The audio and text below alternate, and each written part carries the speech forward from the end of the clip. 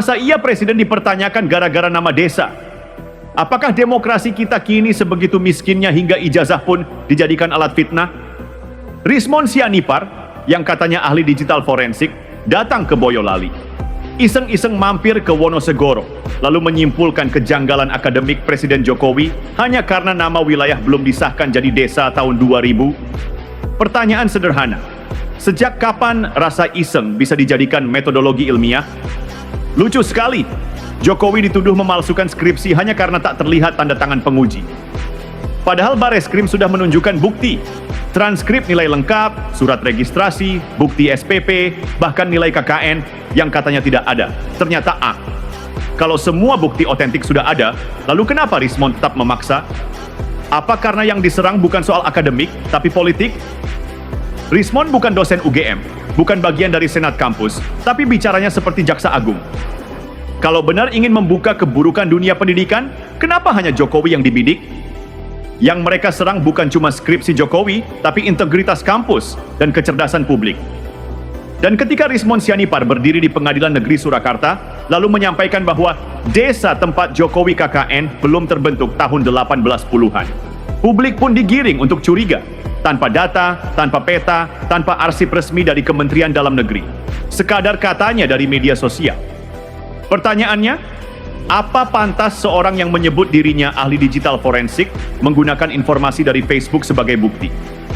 Padahal, kalau Rismon benar-benar serius ingin mengusut soal KKN, ia mestinya tahu bahwa KKN itu bukan hanya soal nama desa administratif, tapi wilayah kerja sosial yang kadang mencakup dusun, kampung, bahkan hutan produksi, sesuai konteks fakultas dan zamannya. Fakultas Kehutanan bukan Kementerian Dalam Negeri. Kenapa standar penilaiannya jadi birokratis? Apalagi menyuruh camat membongkar arsip mahasiswa UGM? Ini logika yang terbalik. Camat mana punya wewenang atau akses terhadap arsip akademik kampus? Yang punya hak dan wewenang adalah pihak universitas, dan UGM sudah punya rekam administrasi lengkap, dari surat registrasi hingga transkrip nilai Jokowi. Mari kita bicara fakta. Transkrip Jokowi ada. Nilai KKN-nya A. Nilai bahasa Indonesianya C, nilai fisikanya D. Kalau mau memalsukan, siapa yang dengan sadar membuat nilai kuliahnya terlihat tidak sempurna? Justru ini bukti otentik bahwa semua berjalan normal, manusiawi, tidak dibuat-buat. Tapi kita tahu, isu ini bukan hanya soal skripsi atau nilai kuliah. Ini tentang bagaimana sebagian orang, seperti Rismon, mengangkat 1-2 detail teknis demi membangun narasi besar. Bahwa Presiden Jokowi tidak layak karena ijazahnya diragukan. Lalu ada pula politisi seperti Ahmad Sahroni yang sebelumnya menyarankan agar Jokowi pensiun dan menikmati senja seperti SBY. Sebuah sindiran halus yang terdengar sopan, tapi sejatinya mengandung tekanan. Pertanyaannya, siapa Anda, Sahroni, yang merasa berhak menentukan kapan Jokowi harus berhenti? Dan di tengah suara-suara itu, muncul pula tokoh seperti Freddy Damanik dari Projo. Ia membela Jokowi bukan karena fanatisme, tapi karena ada kegelisahan moral.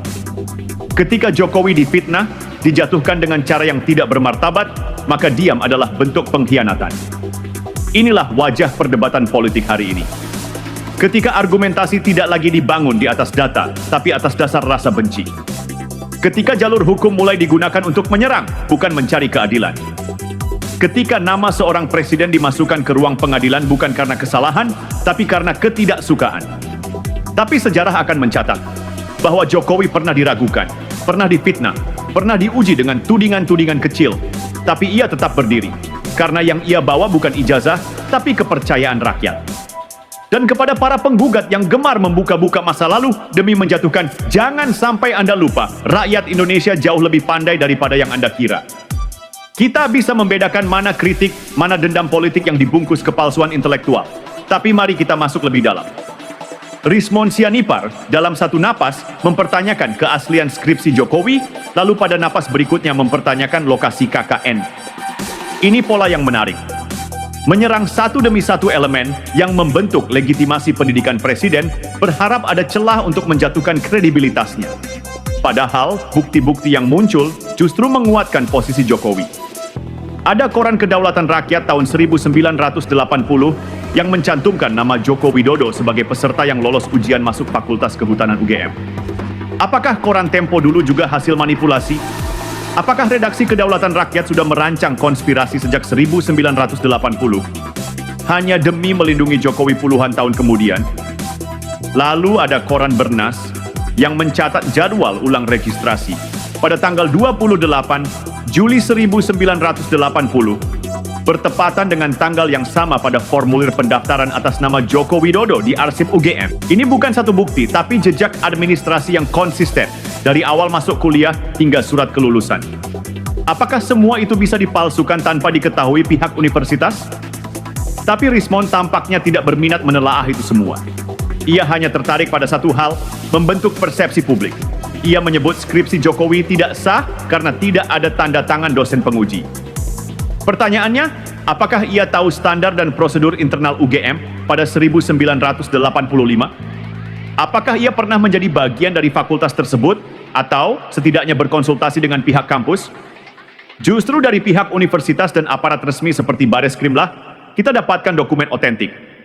Dari transkrip nilai, surat janji mahasiswa, penyetoran SPP, hingga surat kelulusan. Kalau Jokowi memalsukan skripsi, lantas bagaimana ia bisa memiliki transkrip nilai lengkap dan logis, termasuk nilai-nilai yang tidak sempurna seperti D dalam matematika dan fisika? Apakah Rismond ingin meyakinkan publik bahwa semua lembaga ini, UGM, Bareskrim, bahkan arsip koran lawas, kompak berkonspirasi untuk menutupi kebohongan satu orang? Itulah bahayanya logika fitnah. Ia hanya perlu satu premis kecil, lalu membesar seperti bola salju. Dan yang paling mudah disasar tentu orang yang paling terlihat, seorang presiden. Tapi Jokowi bukan tanpa pembela. Freddy Damanik, tokoh dari Projo, memberi suara yang jernih di tengah hiruk-pikuk tuduhan. Ia tahu ini bukan semata soal ijazah, tapi tentang menyeret nama baik presiden ke dalam pusaran pencemaran nama baik dengan kedok akademik. Lalu kita lihat lagi politisi seperti Ahmad Sahroni yang sebelumnya menyinggung soal pensiun Jokowi dengan membandingkan dengan SBY. Ini bukan nasihat, tapi pesan politik terselubung. Jokowi digiring agar terlihat sebagai tokoh yang waktunya habis, padahal rakyat belum melihat perjuangannya selesai. Justru di tengah usia politik yang matang, Jokowi masih jadi pusat perhatian, karena pengaruh dan kepercayaan publik padanya belum luntur. Dan itu menakutkan bagi sebagian orang. Inilah wajah kritik hari ini. Bukan lagi untuk membangun, tapi untuk menjatuhkan. Tapi perlu kita ingatkan pada mereka, rakyat Indonesia tidak buta sejarah. Mereka tahu siapa yang datang dengan kerja, siapa yang datang dengan kata-kata. Jokowi bukan tokoh yang dibesarkan oleh narasi palsu. Ia lahir dari proses panjang, dari keringat di lapangan, dari birokrasi yang ia tembus tanpa nama besar. Maka ketika hari ini ia dihujani tudingan, yang ia butuhkan bukan pembelaan kosong, melainkan ingatan kolektif kita atas fakta yang sudah berdiri kokoh. Rakyat bisa membedakan antara kritik yang jujur dan tuduhan yang direkayasa. Dan sejarah akan berpihak pada kebenaran, bukan pada orang-orang yang iseng-iseng mampir, lalu merasa cukup untuk menjatuhkan seorang presiden. Dan mari kita jujur, andai Presiden Jokowi bukan Jokowi yang sekarang, apakah semua ini akan diributkan? Skripsi tanpa tanda tangan, desa KKN yang belum disahkan secara administratif, nilai bahasa Indonesia yang hanya C, semua ini dijadikan amunisi politik. Seolah-olah kita sedang membedah keabsahan seorang calon sarjana, bukan kepala negara yang sudah lebih dari 1 dekade memimpin republik ini. Rismond Sianipar menyebut bahwa skripsi Jokowi tanpa tanda tangan dosen penguji adalah bukti ketidaksahan akademik. Tapi Rismond tak pernah memperlihatkan perbandingan. Adakah skripsi mahasiswa lain dari tahun yang sama yang bisa dijadikan standar? Adakah dia memiliki akses resmi ke semua arsip kampus UGM dari era 1980-an? Tidak. Tapi tetap saja suara keraguan itu digemakan seolah ia adalah pejabat senat akademik. Dan lebih lucu lagi, dalam kritiknya, ia menyebut bahwa lokasi KKN Jokowi belum menjadi desa saat itu. Tapi apakah KKN mahasiswa hanya bisa dilakukan di desa definitif? Lantas bagaimana dengan dusun, perkampungan adat, atau wilayah hutan kerja yang biasa dijadikan lokasi KKN oleh mahasiswa Fakultas Kehutanan? Apakah Rismond paham konteks geografis atau justru sedang mempersempit ruang diskusi agar terdengar mencurigakan? Kita harus bertanya, ketika semua data otentik dari Bareskrim telah diperlihatkan, transkrip nilai, bukti pendaftaran, surat janji mahasiswa, hingga daftar nilai KKN, mengapa yang masih diributkan justru desa dan tanda tangan? Apakah ini bentuk kegagalan membaca data atau justru keberhasilan menyebar keraguan? Ahmad Sahroni yang sebelumnya terlihat bijak menyarankan Jokowi agar meniru SBY dan beristirahat, tampaknya tidak menyadari bahwa nasihat itu terdengar lebih seperti kode ketimbang kehormatan. Mendorong seseorang untuk menyeruput teh di senja hari bisa berarti ingin membungkam suara, padahal Jokowi belum menutup lembaran pengabdiannya. Namun, di balik semua itu publik tetap bisa membaca arah permainan ini. Mereka tahu yang dipertaruhkan bukan sekadar nama Jokowi, tapi stabilitas kepercayaan terhadap sistem pendidikan, terhadap nilai kerja keras, dan terhadap ingatan kolektif bangsa ini, yang mestinya dijaga dengan kedewasaan, bukan digerus oleh spekulasi dan syakwa sangka. Bayangkan jika setiap tokoh yang tengah berkuasa harus diadili ulang atas masa lalunya, bukan dengan bukti sahih, tapi dengan rasa curiga yang dipelihara. Maka tak ada lagi tokoh yang bisa berdiri tegak, karena setiap langkahnya akan ditarik mundur ke masa lalu, dijebak dalam tafsir yang penuh celah. Dan itulah yang kini sedang dialami Presiden Jokowi. Ia bukan sedang diuji oleh hukum, tapi oleh standar ganda. Skripsi dipersoalkan karena tidak ada tanda tangan, padahal seluruh proses administrasi dari UGM telah dibuktikan. Lokasi KKN dipertanyakan karena desanya baru diresmikan tahun 2000, padahal realitas lapangan pada era 1000. 980 tidak hanya bicara soal status administratif, tetapi fungsi wilayah dan kebutuhan akademik. Apakah kita hendak memaksakan logika tahun 2025 kepada situasi tahun 1985? Apakah seorang mahasiswa Fakultas Kehutanan yang melaksanakan KKN di kawasan hutan, dusun, atau wilayah yang saat itu belum berstatus desa resmi otomatis dianggap berbohong? Disinilah absurditas logika para pengkritik seperti Rismon Sianipar menjadi terang.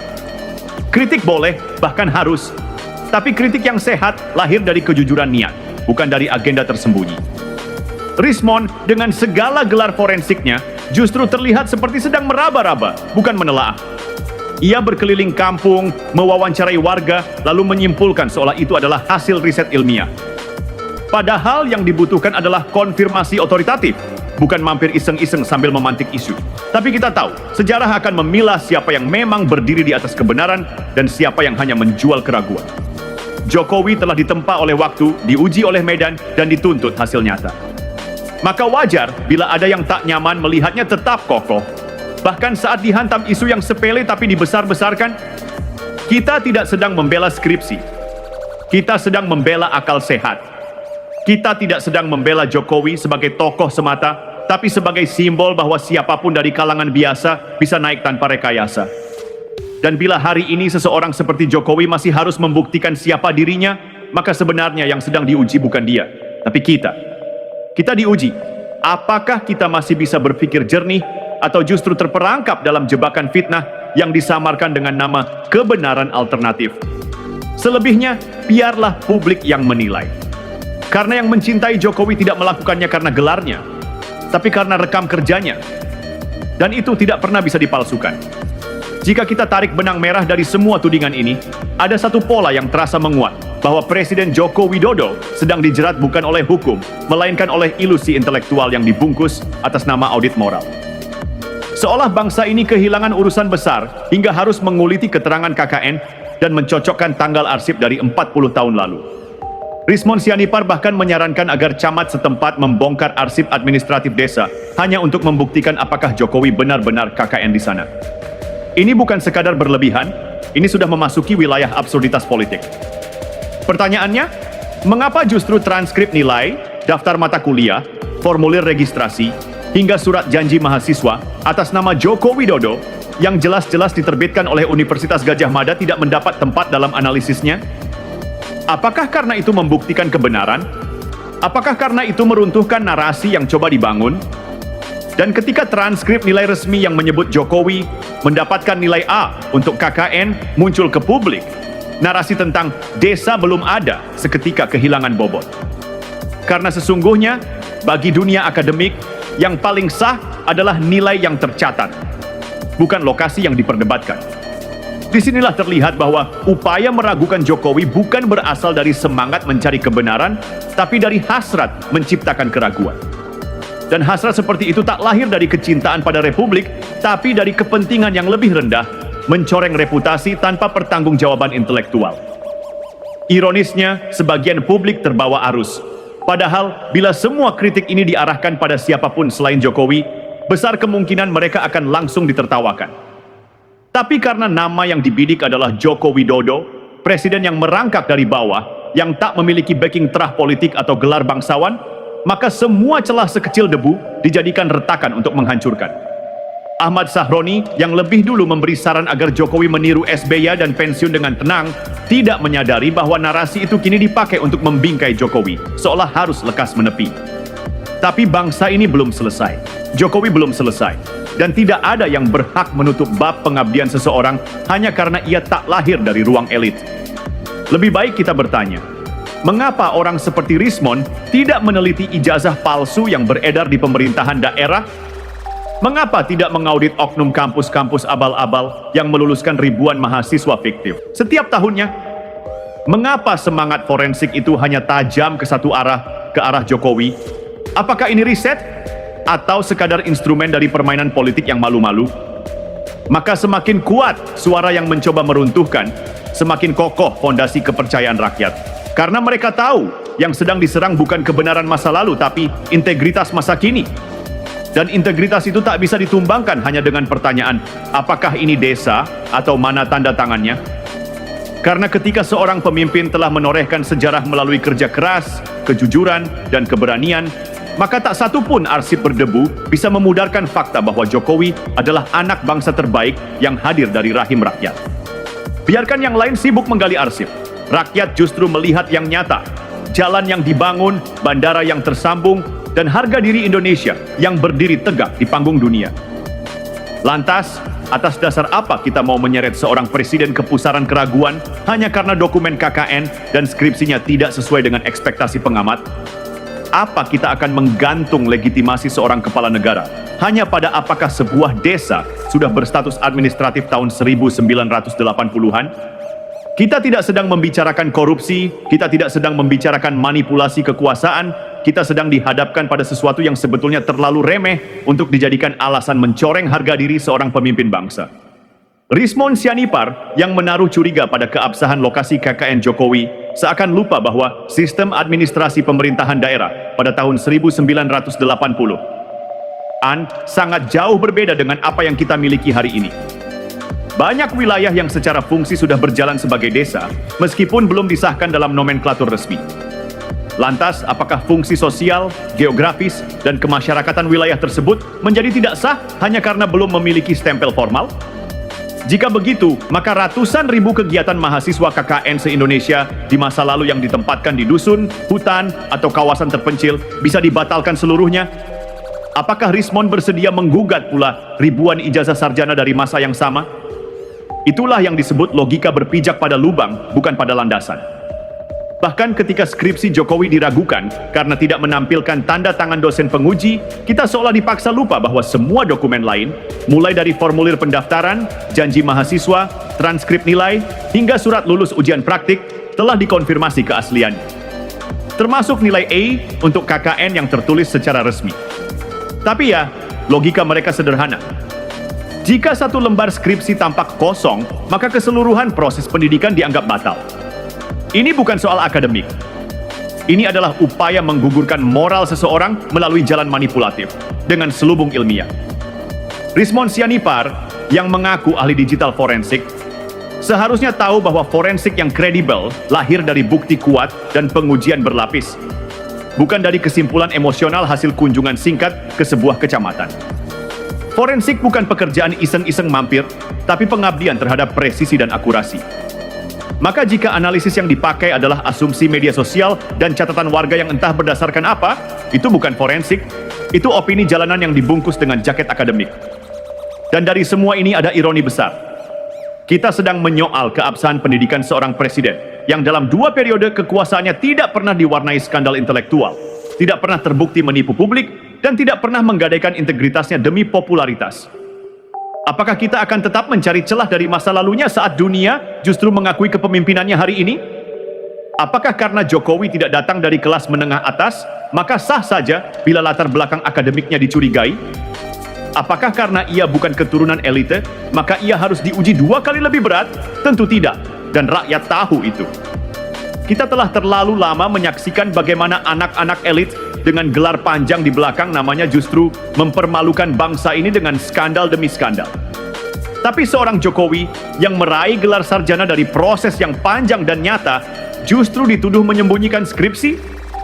Biarlah Rismon dan barisan penuduh lainnya terus mencari-cari celah. Tapi rakyat sudah punya jawabannya. Karena keabsahan seorang pemimpin tidak hanya ditentukan oleh kertas, tapi oleh karya yang menyejarah dan kepercayaan yang tak bisa dicuri. Dan Jokowi telah mencatat keduanya dengan tinta yang tak akan pernah pudar, bahkan oleh mereka yang paling nyaring bersuara. Mereka boleh terus bertanya soal skripsi dan KKN, tapi sejarah tidak menilai dari fotokopi arsip. Sejarah menilai dari jejak kerja. Dan Jokowi sudah membuktikan itu. Bukan dari satu lembar tanda tangan, tapi dari puluhan ribu kilometer jalan, jutaan hektar lahan, dan kepercayaan rakyat yang tak bisa dipalsukan. Kalau itu masih belum cukup, mungkin yang patut dipertanyakan bukan dokumen Jokowi, tapi niat orang-orang yang terus mencurigainya.